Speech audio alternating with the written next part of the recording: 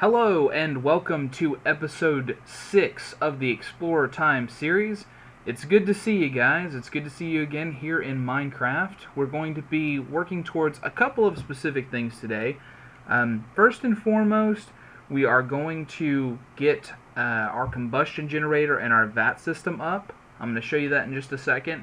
And then hopefully we can find time to make room for a couple more spawners, as well as upgrading the power systems for the initial spawners, so that way we can have them running at a near constant pace, because right now our spawner power is not cutting it. It is not able to transfer power fast enough around to all of the grinders to keep them up and running constantly, which means we have a whole bunch of extra entities just hanging around inside of our spawn zones, which is not something that we're wanting for the spawners to be there, guys.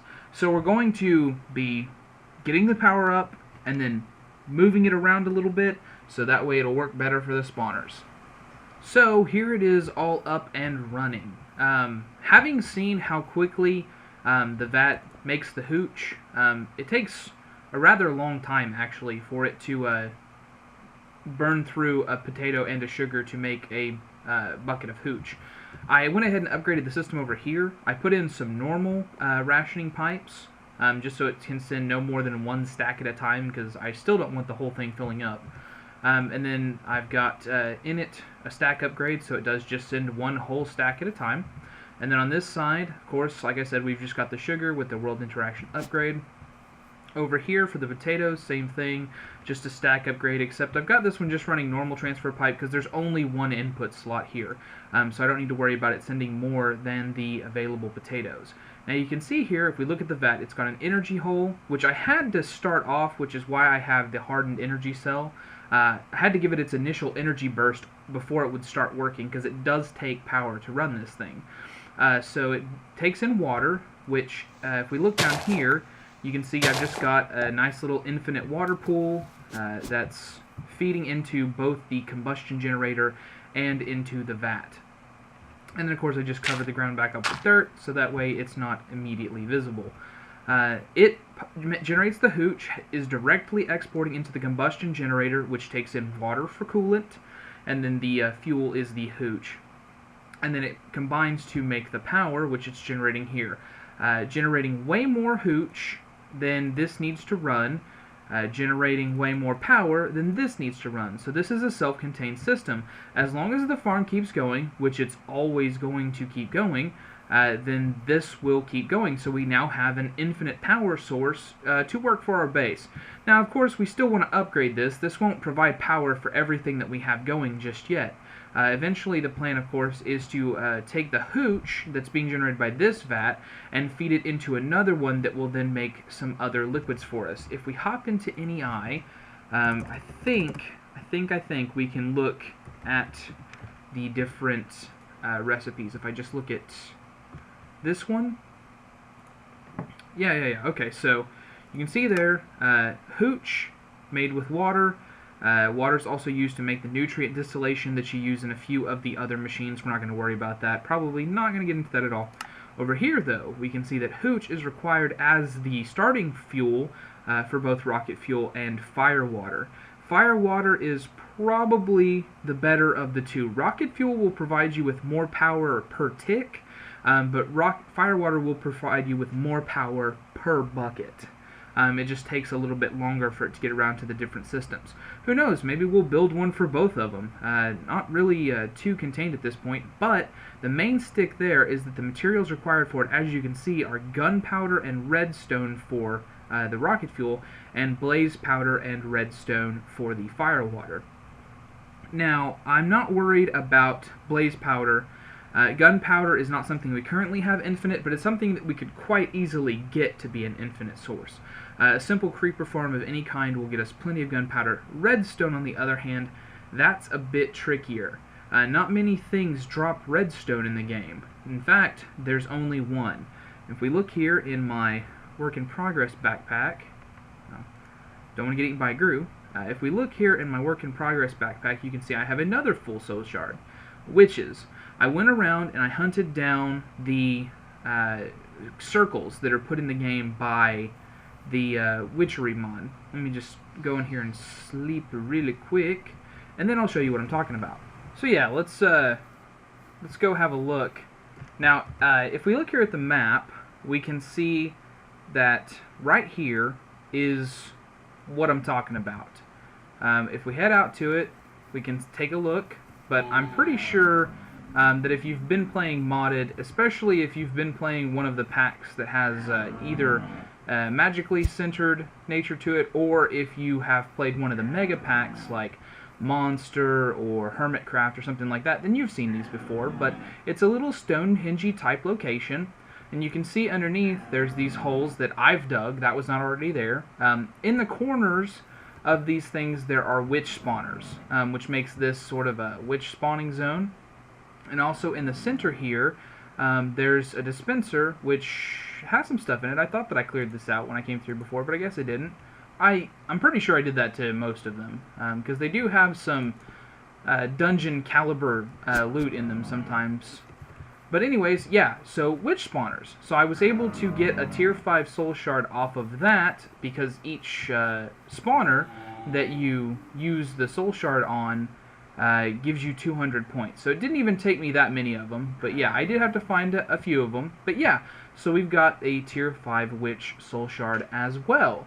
So, that being said, if we take a look at the hooch, and we were to actually be using the power from it, you would see that it generates about 60 RF a tick. Now, that's not a ton, to be sure, but it definitely is some. But hooch is the first ingredient in several others. Let's take a look here, if we can, at the recipes that are involved in the vat. Okay, so the first one, hooch. Potatoes, poison potatoes, any kind of wheat, seed, apple, lots of things that have been used to generate real-world moonshine, alcohol, beer type stuff. That's here. And then sugar for the sweetener. That makes hooch. It takes water. Water is also used as the first ingredient to make nutrient distillation, which is used in some of the other Ender IO machines, but I don't know if I'll be getting into that. But hooch itself, as used as the main ingredient, the first ingredient for both rocket fuel and fire water, which both generate a great deal more power. Rocket fuel, I think, generates more per tick. I think it's 120, 150, somewhere in there is how much per tick it generates. But fire water generates more overall, because it has more per bucket that is generated from it, just at a slower pace. I think it generates at either 80 or 100 RF a tick, but it does generate for a longer time on a single bucket. So you do get more total power out of the fire water. But so first off, it takes more to make it, because obviously it requires hooch as the base ingredient, but then also gunpowder, redstone, or blaze powder, redstone. Obviously higher tier ingredients than just potatoes and sugar. So that's a system all unto itself, where we would need to be able to generate gunpowder, blaze powder, and redstone. Now, blaze powder, gunpowder, not a problem. Not a problem at all. Gunpowder generated from creeper farms, blaze powder generated from blaze rods from a blaze farm. Too easy. Redstone, not as easy. Definitely something that you'd have to work towards. Although, there is one monster that can spawn it that I know of, and that is witches. Which is why we even bothered to get the witch soul shard up and running, so that way we could slap it in a farm over there, get redstone, put it into this, make a higher tier power source. Because that's definitely something that we want, guys. This will generate quite well for us for now. But we are going to need to upgrade our power supplies at some point to something better, or at least a lot more of these, because even though this is a self-sufficient system that I'm quite happy with, I am going to want lots more power to power all of the things that we're trying to do in this series. But yeah, so that's what I've been working towards with trying to get the soul shards together, trying to get this together, and I feel like that's a really great accomplishment. I just happened to notice that in my inventory I had a few of the extra red hearts, so I figured now would be just as good a time as any to go ahead and put a couple of them together into the canisters. So here we go. Boom. Done. And let's go ahead and throw them on as well. Boom. Done. Extra hearts. Totally good. And now we're going to do something that we've also been waiting on for a little bit, just as a kind of a side thing. We're going to activate this division sigil. Now real quick, let me swap out my lumber axe for my excavator, because I'm going to want to dig up all of the cursed earth that's about to appear. Everything should be good. Must not be lit by outside sources, so I'll have to break those pretty soon. As soon as it activates. But yeah, we just gotta wait till it hits midnight, so maybe we're an hour away.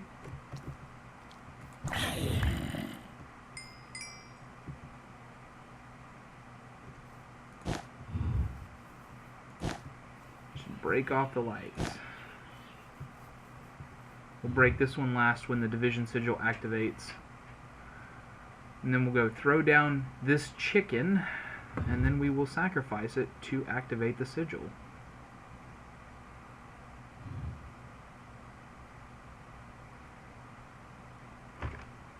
Just a couple more seconds. It always feels like it takes forever. Like, night and day pass so fast when you're not paying attention, but when you are paying attention, they seem to move so slow. Alright. Oh, no you don't. Nope, you get right back on there.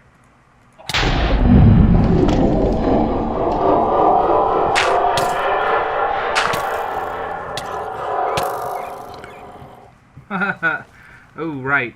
Special monsters. They always make this a fun thing.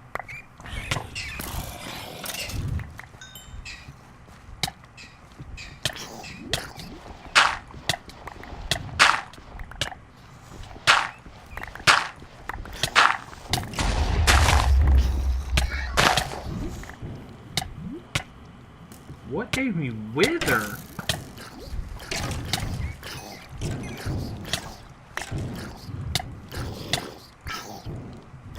Must be that guy. Oh well, if I kill enough things, it won't matter.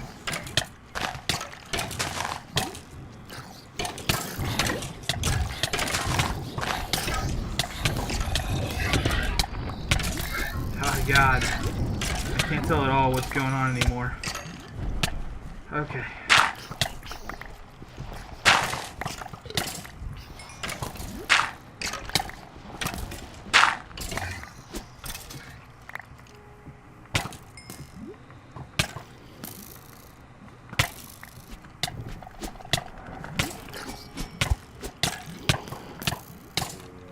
Oh god.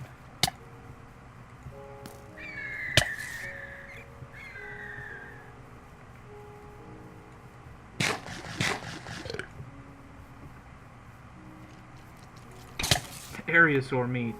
My great defense. The strategy that beats everything.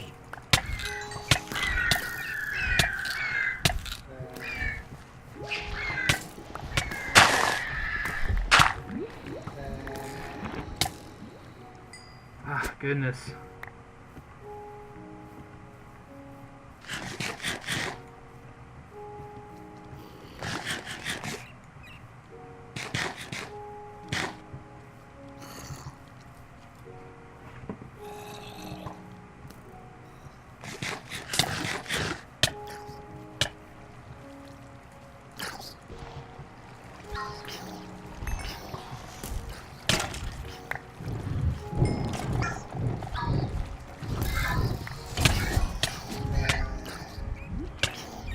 Oh, really wish some of my stuff was better able to take out the little omelet that's special. I hate those little things anyways, so having to deal with them As special monsters, it's just all the more maddening. Okay.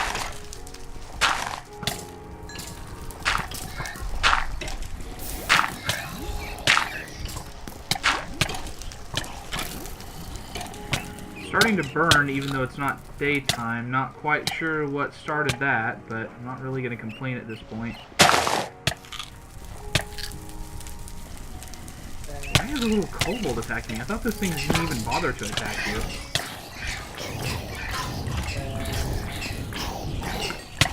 Ugh.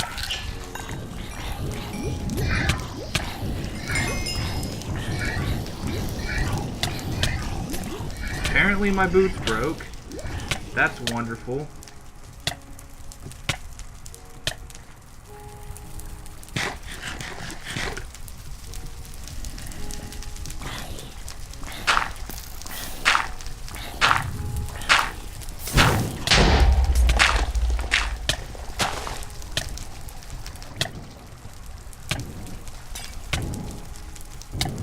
Which means I've lost my super jump. There's absolutely a witch around here somewhere. Or at least something that throws potions. Maybe I can get a second here.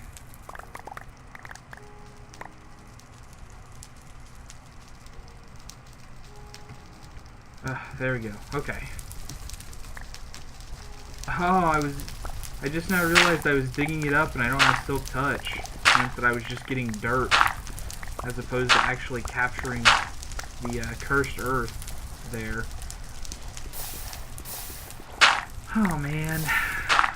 But I don't have a Silk Touch shovel anyways, so oh well. I'm breaking it so that it stops spawning at the very least. It's okay, I guess I can always do the ritual again if I really need to. I'm eventually going to have so many division sigils that I'm not going to know what to do with, because that happens every single time I play any kind of modded Minecraft, because I end up killing withers, which give division sigils. So, sure that I'll have more if I really want to make some kind of a cursed earth farm, although I never have, but I still capture it, so I'm not even sure why. But anyways, so that... Yep, activated division sigil. So now we can make our builder's one that will help us get through several things, and it'll also help us to make a couple of the tools there. So, yay! Another thing checked off the list.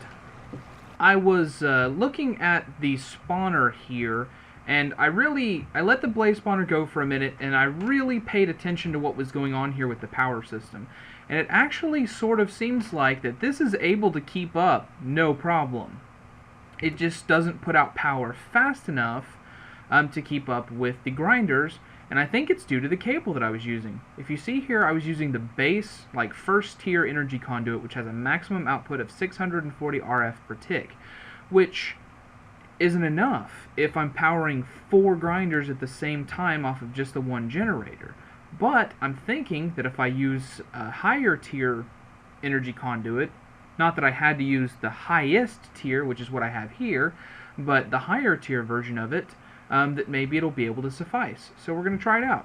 So I'm just going to place all this in again, except this time with the energy conduit tied into it. Oh, it looks like I missed one. So let me grab that real quick. Yep, just tie in all of the... Oh, maybe I missed one here too. I'm not seeing one, but it didn't let me place one there. That's definitely not showing, so let's, yeah, pull that off. Good. There we go. There's the energy line all taken up now. Oh, missed one there too, maybe.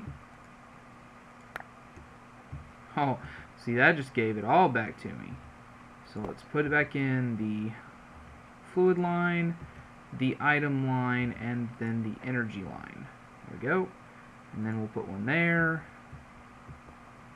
I'm going to go ahead and attach to the bottom first, and then we'll put one there to tie in, and then there's already got one, there's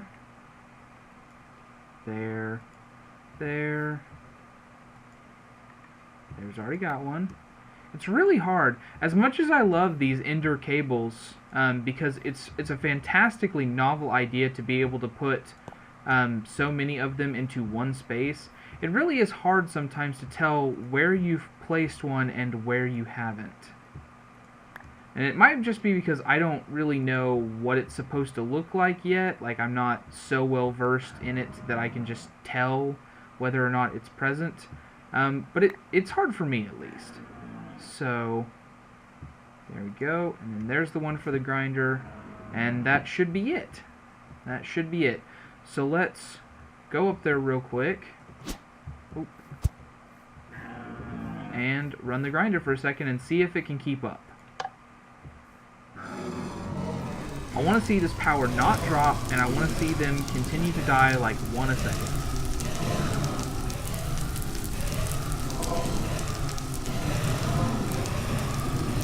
Definitely dying quick. Stuff's getting transferred out. I'm not seeing energy loss. I'm not seeing... Oh, I am seeing a lot of them build up, though. Not killing them super fast, but that might just be because the Soul Shards Reborn spawners are really good. They are really good. But yeah, I think that's it. All it needed was the higher tier cables, and now I can run this thing pretty continuously if I want to. Of course, there is one other problem that I have. I don't think I've showed you this yet. Okay, so I've got it to where the system just... Ooh, that's at half power, though. This can't generate power fast enough to keep up with them, even with the enhanced cables. Alright, so we still need to look at a better power solution, which is fine. That's what we were already doing, so it's not like I wasn't going to replace this again eventually anyways, so I'm not too worried about that. Definitely liquid storage is a problem. This is the second drum I will have filled up just running this for a few minutes, basically. So that's a concern. And then also, and here's the much bigger concern, as it turns out, some of the special mobs are being spawned in as well, which means that we are killing them with the grinders and getting their enchanted loot. Which some of you may be thinking, why is that a problem?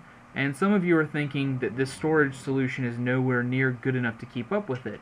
And I don't really think I have a good option for that.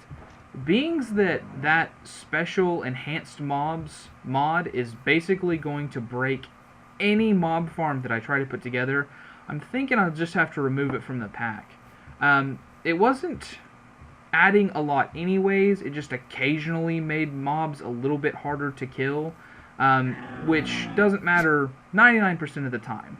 And then that 1% of the time where it spawns in and happens to randomly affect one of either the higher tier Lycanites mobs or one of the bosses or something like that, that made them virtually unkillable and just made me die a lot. I can't even imagine if I spawned in a Wither that got affected by those enchantments. That would just be ridiculous to fight. Or, heaven forbid, I go to the end and the Ender Dragon is being affected by that thing. So, I think I'm just going to have to remove that mod. Which is not a big deal. I don't think anybody's going to truly miss it. But it is sad that I'm having to make changes to the pack like that. But anyways, thought I'd show you the updates on the mob farm there. I got more to show you, but I'm not quite ready yet. So, I guess I'll be back in a minute. Check it, we got our first machine running off the new set of power here.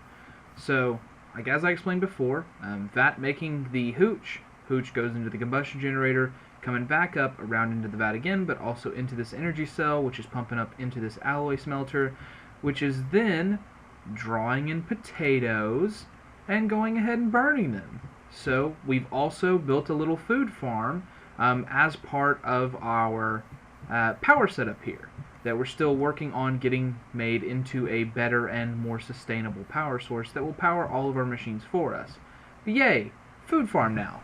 Alright, and with that, I think we're going to bring the episode to a close here. You can see here I've added a couple of more combustion generators just to keep up with the power demands that I'm going to be seeing in the future. The vat is having no trouble keeping up with all three of them, so not a problem there.